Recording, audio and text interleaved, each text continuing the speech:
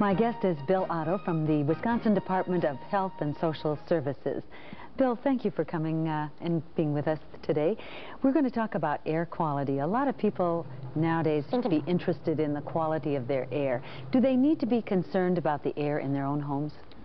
In some instances, there can be problems in homes, and normally a person will know if there is such a problem by having some type of adverse health effect.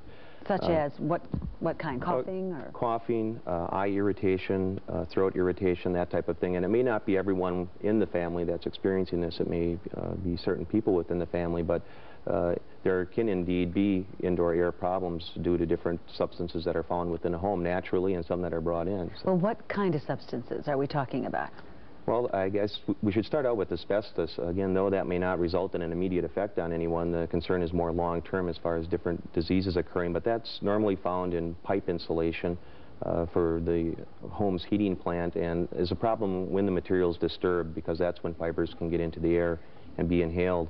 And it could be disturbed, say, for example, if some remodeling took place or perhaps a pipe broke? Certainly, and if that were to happen, the homeowner should call a professional to deal with the material. I don't recommend trying to handle asbestos on your own. Some of the other substances that are more of an acute health effect or cause more of acute health effect would be like formaldehyde. And the concern used to be foam insulation, but now it's moving into other building products such as particle board, subflooring, plywoods that are used in home construction, cabinets. Well, why do they use it? Well, it's called the workhorse of the industry, actually. It's part of a resin that's found in glue, so it's common in many, many products, and it's hard finding a good substitute, so it still is used. And again, that's where the problem arises, because it is necessary for these materials that we all want, and it does get into the air and unfortunately cause problems for some people that are very sensitive to this. That must be a hard one to distinguish in looking at a home. It is, and I don't know if you'd pick that up upon immediately entering a home. Usually you have to be there for some time unless you're extremely sensitive to the substance. There are other things, again, if you're referring to what you might look for when you're looking at a home as far as potential problems. One of the big ones would be moisture damage. Which would cause maybe mold. Right. Mold, mildews, and you can find this in different areas. Usually it's exterior walls where you have cold air meeting warm, or bathrooms, things like this. And it's not that the problem has to continue. You can alleviate that kind of thing. So actually we're perhaps making our homes too airtight now. So there's not enough movement. That is becoming a problem, and has been for several years. Particularly the prefab homes seem to be more likely to have moisture problems and air circulation problems.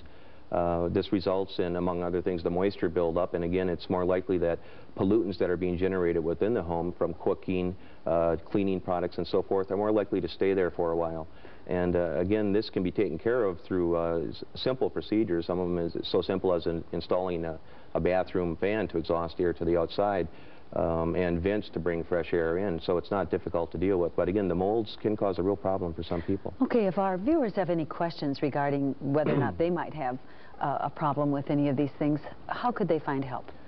They might want to start out with their local health agency. Again, if they lack the resources there, they can call our department. We'll be glad to help them, and again, that's the Wisconsin Department of Health and Social Services.